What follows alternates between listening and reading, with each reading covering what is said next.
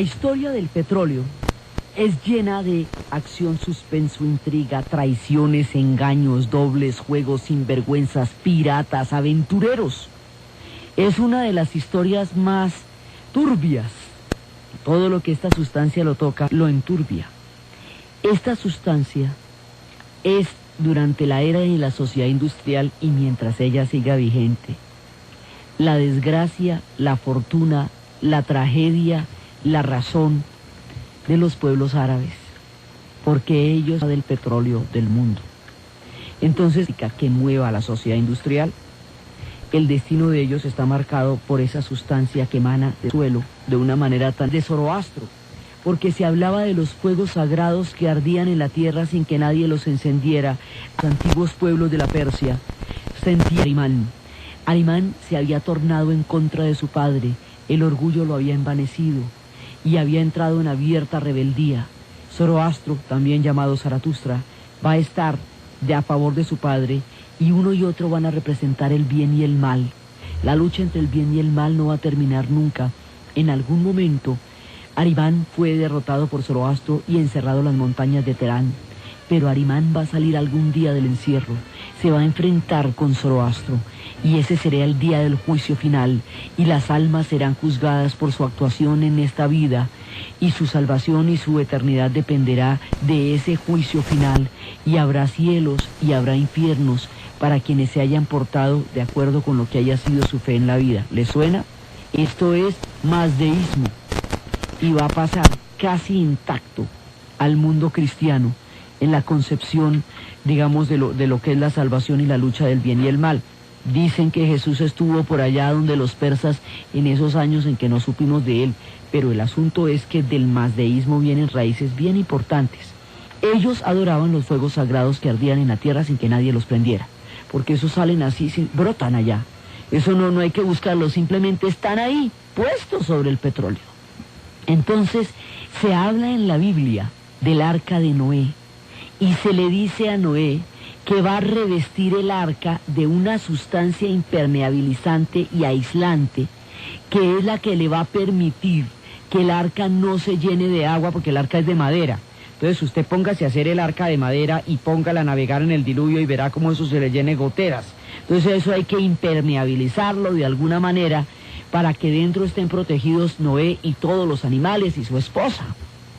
Entonces la referencia que tenemos es que por la descripción de la sustancia impermeabilizante para el arca de Noé, esto equivale al neme. Es esa sustancia negra, chicluda, impermeabilizante con la que pusimos al interior del arca para que pudiera aguantar las terribles épocas del diluvio, descritos tanto en la Biblia como en Gilgamesh, que asolaron a Mesopotamia en alguna parte de su historia, porque muchísimos testimonios aluden al diluvio. Después supimos del fuego griego en las épocas del imperio de Grecia, pero este fuego era, digamos, era una sustancia chicluda otra vez, que se le ponía unos palos y se lanzaba, y ella encandecía cuando se lanzaba. Y ese fuego también fue el fuego de Bizancio, pero nunca la lograron controlar lo suficiente como para poderla convertir en un arma de guerra. Se temía el fuego griego. Le tenían mucho miedo al fuego griego, pero el fuego griego no llegó a ser una cosa lo suficientemente sistemática como para que se pudiera emplear de una manera continua en las guerras, sino que de pronto lanzaban el fuego griego y la que escama, pero no más. Digamos, no lograron manejarlo lo suficiente. El petróleo servía para todo y no servía para nada. Después se volvió un ungüento, una pócima, una pomada que se la untaba a la gente, pero digamos, le tenían mil usos, pero no le tenían una destinación específica durante muchos siglos. Un día alguien descubre, ya en el siglo XIX, alguien descubre que un aceite derivado del petróleo que se llama querosene arde durante mucho más tiempo, es mucho más manejable y mucho más duradero que el aceite de ballena. El aceite de ballena era con el que se prendían las lámparas. Y ahora vamos a prenderlas con querosene. Entonces el querosene, además porque si no se inventan esta figurita pues se acaban las ballenas, porque precisamente toda la época de la pesca, de la cacería de las ballenas, era sobre todo para las lámparas en la noche. pero de la ballena se utilizaba todo, la piel, los huesos, todo. La ballena no quedaba nada ya sobre la playa y fue toda esa depredación absolutamente terrible. Y hubo pueblos que inclusive derivaron su subsistencia entera a ser balleneros, como el País Vasco. Los vascos son fundamentalmente balleneros. Entonces toda la época de los balleneros, que es el siglo XIX, era para prender las lámparas. Pero ahora estamos descubriendo que las lámparas se pueden prender con querosene. Entonces ahí empieza a tener el petróleo una utilidad chévere, digamos práctica, que es el poder iluminar las lámparas, y después esas lámparas las van a volver faroles en la calle, y ahí empezamos a tener alumbrado público. Y cuando tenemos alumbrado público ya empieza a conquistarse la noche y las horas se van prolongando. Pero entonces Thomas Alva Edison se inventa la bombilla eléctrica y el mundo ha conocido la electricidad, y este acto de magia y sortilegio que hace Alva Edison, que es ir montando en una especie de parque mágico que él tenía, que lo llamaban el Mago Negro por ese parque. El tipo va creando una cantidad de bombillas, de manera que la gente, a medida que va subiendo las escaleras, se van prendiendo las bombillas eléctricas por primera vez. La primera vez que eso pasó, que se va iluminando una escalera a medida que usted va caminando por ella y aparece por primera vez la luz eléctrica, mire, eso es una cosa impresionante. La gente casi se muere, y por eso lo tenían mucho más como un mago que como un inventor, porque el hombre, además de ser inventor, era espectacular. Pero la bombilla, entonces si tenemos la bombilla, ¿qué hacemos con el querosene? Entonces, mientras tanto, ¿qué hacemos con eso? Entonces van a haber dos decisiones que le van a dar al petróleo una importancia capital. Por un lado, hay un montón de gente al mismo tiempo que se está inventando. Los inventos son colectivos, las patentes son individuales, pero los inventos son colectivos. Mucha gente está camellando en ver a ver cómo logra un invento que, cuando nos quede bien desarrollado, va a determinar el mundo de la sociedad industrial. Y ese mundo de la sociedad industrial está dado, por un lado, por un tipo que dice que quiere hacer un cilindro y ponerle unas ruedas a ver si eso anda, sin caballos. Y entonces empieza a buscarlo por circuitos eléctricos, a ver cómo le pasa. Entonces el tipo es Daimler, y entonces otro va a buscar, pero dice, sí, pero es que eso no me gusta cómo anda. Vamos a ponerle a ver como, por ejemplo, un motor de pistón, y el que le va a poner el motor de pistón se llama diésel. Y entonces, pero a eso todavía le falta un combustible. Entonces, simultáneamente, en Estados Unidos, otro tipo se le ocurrió inventar la cadena de montaje, Taylor. Y entonces dice, ¿sabe qué? Nos rinde más si en lugar de hacer un zapato completo cada uno, usted hace un pedazo, usted hace el otro pedazo, usted hace la suela, usted hace los cordones y usted lo ensambla, la cadena de montaje. Entonces se le ocurre a otro tipo el combustible para echarle a ese motor de pistón de diésel. Y dice, ¿por qué no sacamos de este petróleo que es tan supremamente incandescente el combustible para ese lío? Y solo vuelve gasolina. Y eso es Ford. Y le dice, y vamos a hacer estos automóviles, los vamos a montar en la cadena de montaje. Vamos a hacer muchos automóviles. Y cuando hagan muchísimos automóviles, el mundo ya nunca será el mismo. Empezarán a aparecer las carreteras. Las motores ya, digamos, empiezan a solucionar los problemas técnicos. Los automóviles empiezan a andar por las calles. Los automóviles van a requerir caucho para hacer las llantas. ¿Y el caucho de dónde sale? De la vorágine. Sale de la selva, de la madre del silencio. Y son las historias más crueles y más duras y más terribles las que nos van a pasar a nosotros a partir de la cadena de montaje demandando caucho en cantidades por primera vez industriales. Pero la cosa no para aquí, porque otra decisión naviera va a ser importantísima para que esta historia se desarrolle en el mundo industrial.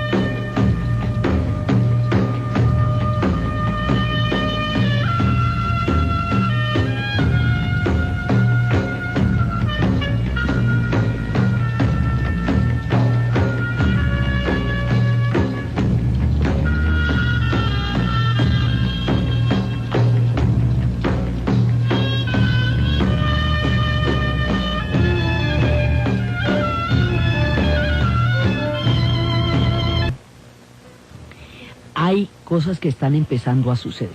Digamos, es que estos son varias historias simultáneas.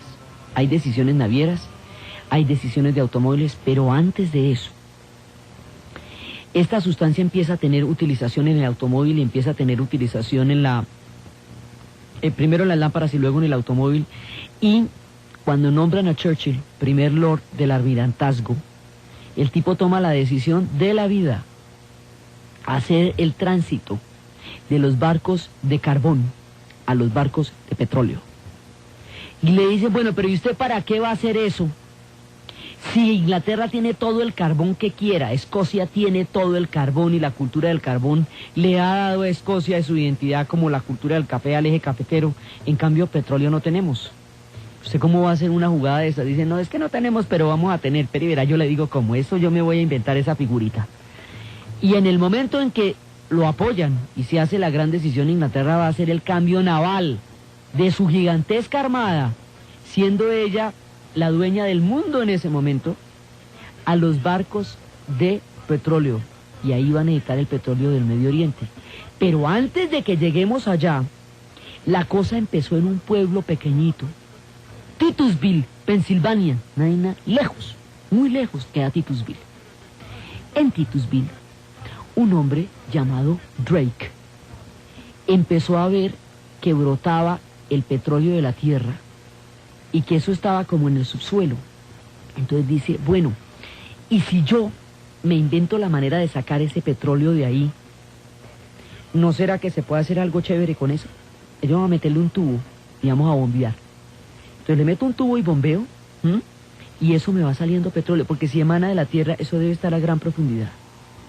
Entonces se pone en ese juego, va a hacer eso, y empiezan las primeras perforaciones de petróleo. Ahora, los hombres que los van a perforar, Drake y el geólogo, estos dos personajes, él y él, van a quedar en el olvido, van a quedar en la pobreza. Pero él es el primero que va a perforar y a sacar el petróleo de la tierra. Otro personaje, un personaje puritano, adusto, tacaño, ahorrativo, con un espíritu, digamos, con una fe así muy estricta y muy rígida, que tiene en su vida personal un componente de puritanismo y de austeridad y de beatitud, que no se compadece con su capacidad para hacer negocios, porque en materia de negocios va a ser un bárbaro. Es en la vida cotidiana que es todo mojigato, pero en los negocios no conoce límites. Este personaje dice, bueno, yo, así como meterme en un pozo de petróleo, tal vez no. Eso sí es chicludo, eso se encochina uno. Pero yo puedo coger ese petróleo y meterlo en barriles y lo puedo vender. Sí, eso sí puedo hacer, yo lo puedo comercializar. No lo saco. La sacada es un camello, pero lo comercializo. Entonces, el ferrocarril de los Estados Unidos se hace empezando de costa a costa. Empezaron desde la costa oeste y de la costa este a encontrarse en el centro. Mientras iba pasando el ferrocarril, eso iban acabando con todos los pueblos indígenas que vivían ahí, con todos los campesinos, con todo el que estuviera por la línea férrea. Llegaba la compañía Pinkerton con sus extorsionistas de maletín y sacaban a todo el mundo de allá. Y el ferrocarril lo construían sobre los huesos de los miles de migrantes chinos que murieron en la construcción del ferrocarril, de las obras más costosas en términos de vidas y de todo. Eso es el ferrocarril americano. El personaje que va a montar esto en barriles va a ir donde el dueño de los ferrocarriles y le va a decir, yo voy a transportar mi petróleo solamente en su ferrocarril. Y usted me va a decir a mí, ¿qué más transportan en su ferrocarril los demás? El personaje se llamaba John Rockefeller. Y entonces él va a crear, se va a inventar con esta figura una cosa que se conocería como el monopolio, el trust. Entonces él lo que va a hacer es que coge el petróleo y lo envasa en barriles, lo guarda en barriles. Los barriles los transporta por el ferrocarril. Y ahí empieza... Esos barriles empiezan a circular por todos los Estados Unidos, pero a él le dicen qué es lo que se está transportando en el ferrocarril. y luego empieza a hacer digamos, a comprar todo lo que se necesita para producir el petróleo, hasta los envases, y va a hacer una industria que lleva a las demás industrias y va a crear un monopolio gigantesco. Pero entonces teníamos el problema de que el petróleo tenía una calidad variable. De pronto era más viscoso, de pronto era menos, era una cosa complicada. Necesitábamos una calidad que se mantenga siempre idéntica para que nosotros podamos garantizar la calidad del petróleo que le estamos vendiendo a usted. Una calidad que se mantenga siempre idéntica es una calidad estándar. Una calidad estándar es la Standard Oil. Y Rockefeller funda la Standard Oil. Y le queda una compañía tremenda. Y luego empieza a comprar absolutamente todas las industrias subsidiarias que se necesitan para sacar el petróleo y comercializarlo. Y va a llegar a tener una fortuna gigantesca y no toca un centavo, y sus hijos tampoco, no los dejan ni comprarse zapatos. Todo el mundo vive en la más absoluta austeridad y el hombre hace una fortuna de esas como las del señor Burns, ¿sí? Pero nadie toca nada, porque es un puritanismo y un ascetismo terrible, y tiene unos problemas familiares muy grandes porque nadie está contento con ese esquema familiar tan supremamente difícil y rígido. Es después que va a hacer fundaciones, pero así como que se haya comprado un trajecito alguna vez fino, jamás. Es amasando las fortunas. Ahora, eso sí no se detiene ante nada, ni ante el chantaje, ni ante el monopolio, ni ante el doble juego. No, todo. Y después es que van a hacer las grandes fundaciones. Pero los orígenes son bastante complicados y a Drake nunca le va a dar un crédito por la perforación del petróleo. Queda en el olvido. Ahora, el petróleo se está produciendo solamente en Pensilvania. Se está produciendo solamente en Estados Unidos. Pero petróleo hay en otras partes. Entonces, petróleo, y la idea es que el petróleo se tiene que poder transportar. Entonces, mientras Rockefeller está aquí produciendo la Standard Oil se vuelve la compañía de petróleo en el mundo y la llaman la Gran Casa. Al otro lado del mar, en Europa, hay un inglés, hijo de un papá, Marcus, se llamaba Samuel Marcus, se llamaba. El papá de él había hecho una fortuna con las cajitas de concha de nácar. En las películas inglesas se ven esas cajitas de concha de nácar que son todas bonitas, donde se guardan los tocados y los areticos y las cositas. Él hacía cositas. Cajitas de conchas de nácar, plumitas, pero muchas. Y había amasado una fortuna con eso. Su hijo va a intentar crear una compañía petrolera. Va a incursionar con la fortuna de su padre en el petróleo. Dice, yo voy a encontrar la manera de comercializar el petróleo en Europa. Y en cariño por las conchitas de su padre, le va a poner a la compañía que va a crear, es una compañía con capital mixto, pero le va a poner, como decía su padre, el nombre de la conchita. Esa compañía va a ser la Shell, por la conchita. Entonces, eso va a ser un capital mixto con los holandeses también, y los holandeses van a fundar otra, Kessler va a fundar otra compañía que se llama la Dutch, ¿sí? Porque es que así es que le dicen a los holandeses. Entonces se funda la Shell y la Dutch. Pero el que realmente va a hacer la fusión de la Shell y la Dutch para hacer una compañía gigantesca, grandota, va a ser Dieterding, que es el que realmente se va a quedar con toda la jugada. Dieterding no es ni inventor ni nada de eso, lo que es un avión para los negocios. Y fusiona las dos compañías que quedan con un capital mixto anglo-holandés, que es la fusión de las dos, y eso queda una Shell grandota, la de Kessler y la de Marcus. Ahora, nosotros teníamos el problema de que el petróleo no se podía transportar porque el querosene es altamente inflamable. Entonces eso no se podía transportar. Entonces había que solucionar la manera de transportar el petróleo para poderlo comercializar en Europa. Entonces la manera como se va a hacer eso es inventándose, y eso lo va haciendo Marcus también. Se va inventando una especie de cámara, porque además tenemos el problema de la densidad del petróleo. Entonces esa densidad, si usted la montaba, era inflamable. Entonces tenemos una especie de cámara donde vamos a guardar el petróleo para que no nos estalle, el petróleo y el querosene, para que no nos estalle, porque es que eso usted piensa en eso y estalla. Entonces en principio se inventa los buques cisterna.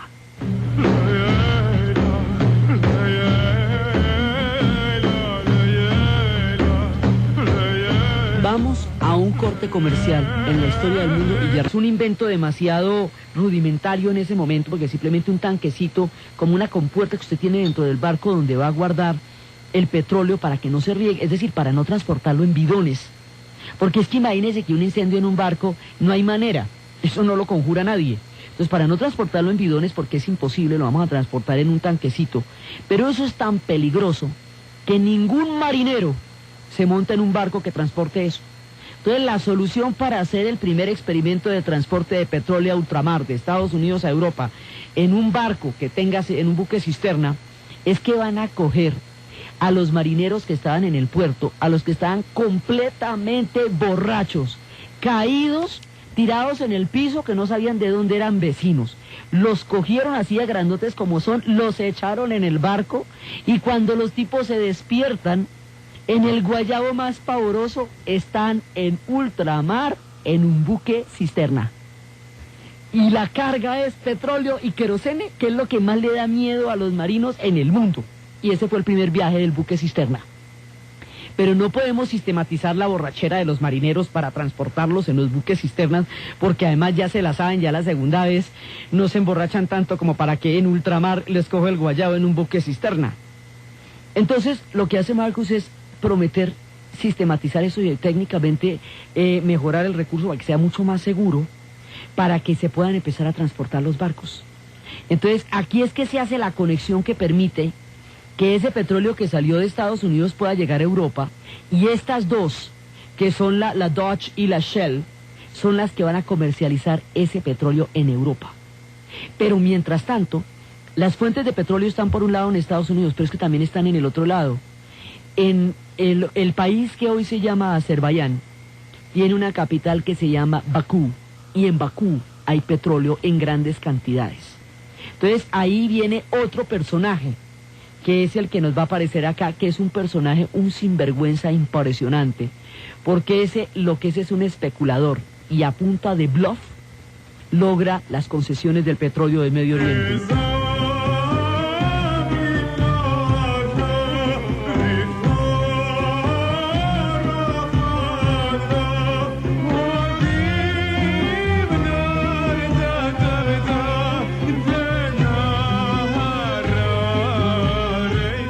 El personaje que va a especular con el petróleo es un armenio y se llama Kalkus Gulbenkian.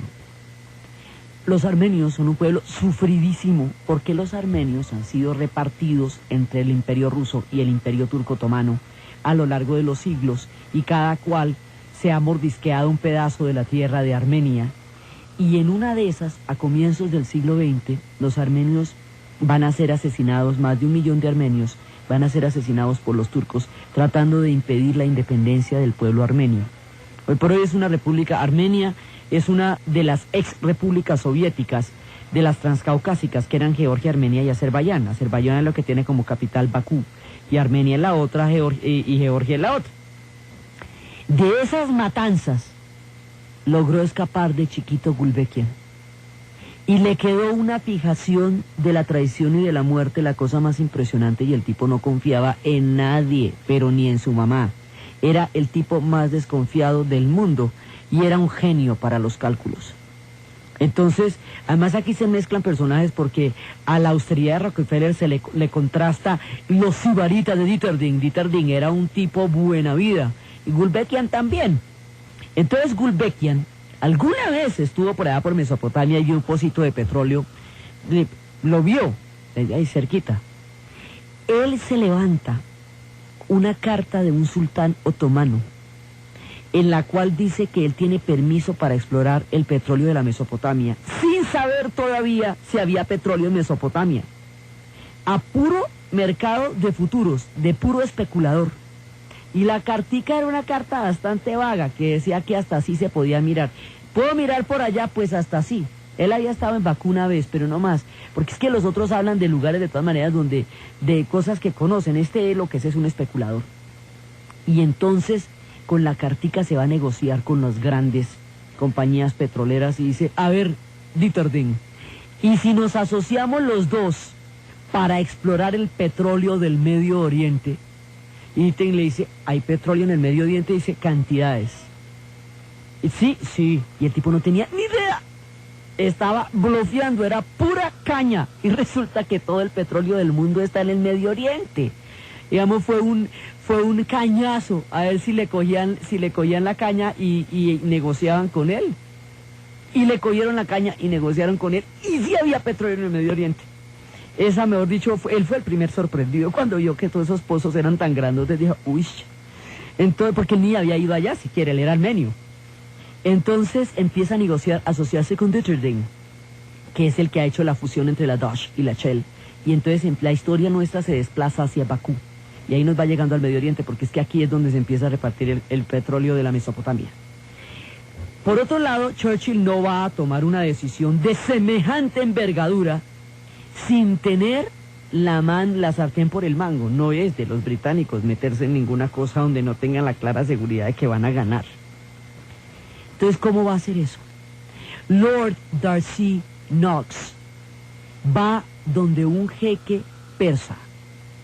Han fundado una pequeña compañía, una pequeñita compañía que en ese momento es apenas, digamos, una compañía incipiente que se llama la Anglo-Persian. La Anglo-Persian más adelante la conocerían con el nombre de British Petroleum. Entonces, la Anglo-Persian va a Lord Darcy Knox a nombre de la Anglo-Persian y le dice al jeque iraní, persa, los árabes y los persas son pueblos diferentes. Eso siempre hay que recordarlo porque es que son historias, son totalmente diferentes. Lo que pasa es que están en el Medio Oriente ambos, y ambos son islámicos, y ambos tienen petróleo, pero son distintísimos. Entonces, resulta que le dice a este jeque persa iraní, le saca un contrato por la perforación, comercialización, exploración de todo el petróleo que se encuentra en el antiguo imperio persa durante 90 años sin regalías. Le saca un contrato de esos. Si uno dice, pero ¿y cómo es? Esto es en 1903, pero ¿cómo es que usted va a sacar un contrato de esos? Simple. El mundo del Medio Oriente no ha llegado a la era industrial. El transporte en el desierto es el camello. Para transportarse en el camello, usted no necesita petróleo. Lo importante en el desierto son los pozos de agua. El agua es la necesidad total del desierto. Entonces, ellos no tienen una idea de estados nacionales, porque los estados nacionales no tienen mucho sentido en el desierto, donde las fronteras no existen, y la inmensidad es lo único que los ojos de esta gente que puede ver el confín del horizonte con solo pararse encima de solo montarse encima de sus camellos ve. Entonces, el trato que le están ofreciendo no significa particularmente mucho para el jeque iraní comprometer ese recurso, porque no es particularmente importante para su pueblo ni para él mismo. En cambio, para los otros lo vale todo, porque se está formando una estrategia geopolítica de marca mayor, es la que se va a dar ahí, oro por baratijas. Entonces, resulta que así van haciendo contraticos uno por uno. Entonces, en el momento en que están en toda la independencia de los pueblos árabes, las grandes rebeliones contra el imperio turco otomano, los ingleses les dicen, les damos las armas, les damos el billete para la rebelión, y ustedes nos permiten pasar por allá. Entonces, cuando Churchill hace la decisión de cambiar de los pozos de los barcos de carbón a los barcos de petróleo, ya hay una avanzada del Imperio Británico en el Oriente Medio para garantizar la manita sobre los pozos. Entonces, porque si no, no hubieran tomado esa decisión. Entonces eso va empezando de contraticos en contraticos. Ya tenemos uno grandísimo con Irán. Ahora vamos a empezar uno por uno. Entonces ahí es cuando empiezan a pedirle, a pactar por separado con los que estaban montados sobre los grandes pozos, porque empieza toda la exploración y se descubre que realmente hay muchísimo petróleo ahí. Entonces, cuando empiezan esos es cuando van donde Qatar, Bahrein, Kuwait, Emiratos Árabes Unidos, y a cada uno de ellos le proponen por separado un pacto de independencia con el apoyo de armas y el apoyo de dinero, a cambio de que los barcos puedan atracar ahí y utilizar ese petróleo que a ellos tampoco les sirve en el momento para nada. Y el Medio Oriente no es solamente la tierra del petróleo, sino el paso hacia la India, que es toda la geopolítica británica. Entonces los británicos empiezan a jugarse todo el cambio y la reconversión tecnológica a partir de lo que logren conseguir con contratos en el Medio Oriente. Pero como el Medio Oriente en este momento es parte del Imperio Turco Otomano, entonces es a través de las rebeliones que los pueblos árabes están haciendo contra los turcos que los ingleses van a entrar en el mundo del petróleo, apoyando a los pueblos árabes a través de armas y dinero a cambio de petróleo. Y se van asegurando, porque ellos no se van a lanzar a hacer una conversión tecnológica de estas sin tener la seguridad de que la pueden llevar a cabo, o si no se hubiera arruinado el imperio, y lejos de arruinarse. Entonces aquí ya se nos convierte, la Anglo-Persian se nos convierte en un asunto de Estado. O sea, esto ya representa directamente los intereses de la corona británica y ya no tiene el carácter de una compañía de una por sí sola, sino que esto ya son los intereses de la corona británica. Los intereses de la corona británica la hacen terriblemente lenta también en términos de negociación, y están negociando con muchos pueblos a la vez. Entonces, en ese momento, el oficial británico que estaba encargado de la Arabia Saudita le dice a los norteamericanos: esta gente necesita un socio por allá, y ahí hay una posibilidad para ustedes también. Entonces, ese tipo va a ser el padre de Kim Philby, que es el gran traidor de los círculos de Cambridge, que es el que le va a hacer un topo de los soviéticos durante la Guerra Fría por 30 años.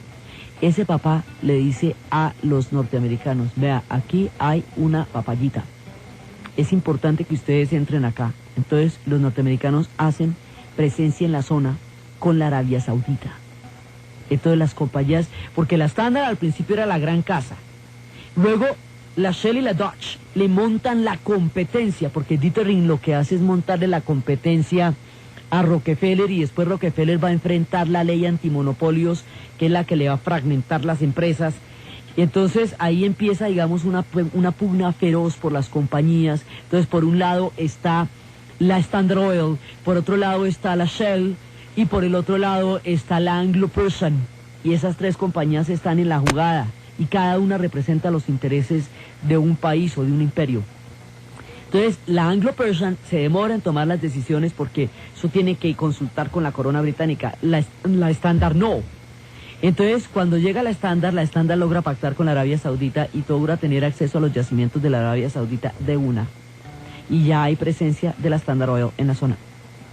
Entonces, cada una de estas compañías va a pugnar por los intereses, digamos, coloniales o imperiales, los intereses que están representando, a través de la rebelión de los pueblos árabes. Entonces, la rebelión de los pueblos árabes ya está más comprometida que quién sabe qué, y los árabes no lo saben todavía porque no conocen el valor que tiene para la sociedad industrial su petróleo. Cuando lo conozcan, será profunda su amargura. Está prevendida porque precisamente es el instrumento del que se van a servir los petroleros para quedarse con los pozos una vez que caiga el Imperio Turco Otomano. Y los árabes no saben esto porque en ese momento ese recurso no tiene una valoración histórica para ellos particular.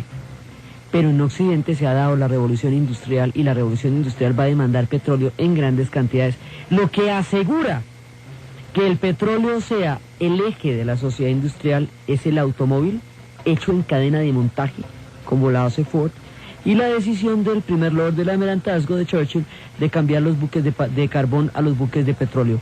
Con la naviera, con el automóvil, el petróleo se convertirá en la fuente energética del transporte del siglo XX, y aún no hemos volado los primeros aviones de los hermanos Wright, porque cuando la aviación requiere el petróleo, entonces todo va a empezar a funcionar con el petróleo. Eso se va volviendo importante hasta llegar a tener hoy 500 derivados, incluida la licra. Entonces, resulta que hasta ahora estamos en cómo se van a meter en el Medio Oriente.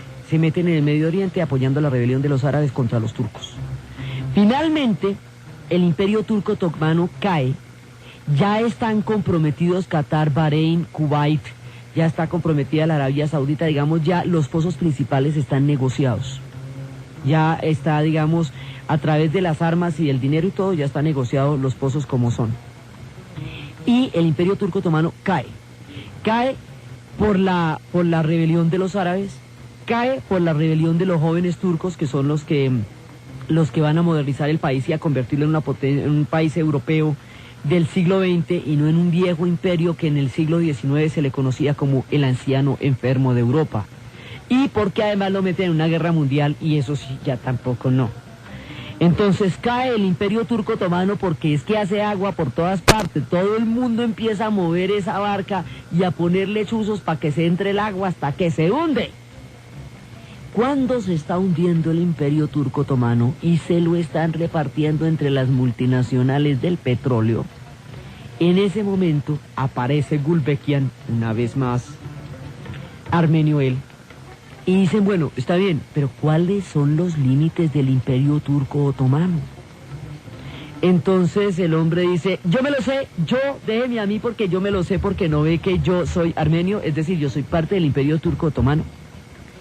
Con la venganza a cuestas, la imagen de cómo se salvó de una matanza, la aldea destruida, la cantidad de armenios sometidos al hambre y al escarnio en los traslados forzosos de pueblos, muriendo de enfermedades y de malos tratos en la cabeza, la ambición, la determinación para los negocios y la avionada que lo caracterizó, saca su lápiz rojo y dice lo siguiente: el Imperio Turco Otomano es este, y les entrega el cadáver del imperio a los que se lo van a repartir, como una manera de servir a los turcos en bandeja para que los despedacen.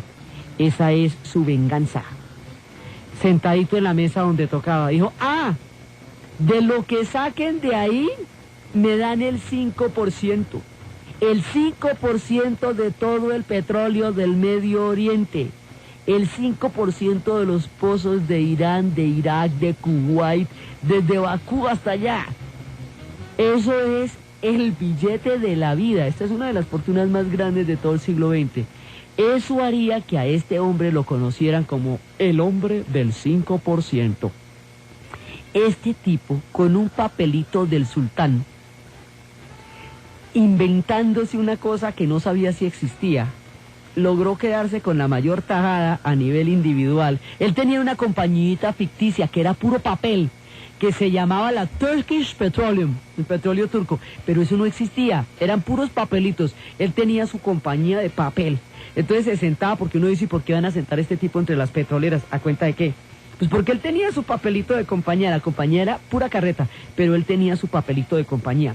Ahora, este personaje, que es como el Alcibiades del petróleo, este personaje hace poner sobre el tapete una cuestión muy importante. La razón por la cual él tiene derechos sobre el Imperio Turco Otomano es porque el sultán le dio una carta donde lo avala para la exploración del petróleo y por lo tanto él se presentaba como el encargado de explorar el petróleo en Mesopotamia. Pero el Imperio Turco Otomano ha caído. El régimen del Imperio Turco Otomano ha caído y se lo están repartiendo. ¿Serán mis contratos anteriores con los sultanes válidos ahora que no hay sultanes? Cuando cae un régimen y usted ha hecho contratos con ese régimen, los contratos que hizo con ese régimen valen para la posteridad ahora que ya no están los mismos en el poder, pregunta Gulbenkian. Y la pregunta tiene unas vigencias que te vieras tú. Entonces, bueno, finalmente a cambio del lápiz rojo le dicen que vale, que todo bien, y le avalan la palabra del sultán cuando ya ha caído el Imperio Turco Otomano. En ese momento, sobre los yacimientos de petróleo, sentados en la mesa de la repartición, se crean los límites de lo que más adelante van a ser los países en el Medio Oriente. Por eso los países del Medio Oriente no corresponden a las culturas, no corresponden a las tribus, no corresponden a los pueblos, sino a los yacimientos de petróleo. Y es allí, sentados en la mesa del lápiz rojo, la Anglo-Persian, la Dutch y la Shell, la Standard Oil, todas las grandes compañías van trazando el mapa del Medio Oriente. El mapa del Medio Oriente es el resultado del petróleo, no el resultado de la rebelión árabe. Este no es el proyecto de Lawrence, esta no es la Gran Siria. Este es el petróleo trazando los límites de lo que serán los países, de los pueblos que lo van a producir en mayores cantidades en el mundo actual. O sea que como estos pueblos nacen como países sobre la base de una traición, no solamente han sido repartidos entre Inglaterra y Francia como nación, sino que sus límites han sido creados por las compañías como pozos y perforaciones para establecer dónde están los límites de uno y dónde están los de otro. Entonces por eso es que tenemos estas cosas de Irán y de Irak, que siendo los iraníes, los chiitas, sus santuarios estén en Irak y la población de Irak sea chiita, cuando Irak es árabe y la mayoría de los países árabes son sunitas. Todo ese enredo tejemanejudo es porque no fueron repartidos ni consultados en su repartición de acuerdo con sus tierras ni con sus culturas, sino con el petróleo, y eso fue lo que hizo que los kurdos quedaran por puertas, quedaran sin Estado, mientras se creaban los límites de Siria, Irán, Irak, el sur del antiguo imperio ruso y Turquía, y esa parte que se repartió en países era el Kurdistán, y el Kurdistán es la zona donde más petróleo hay.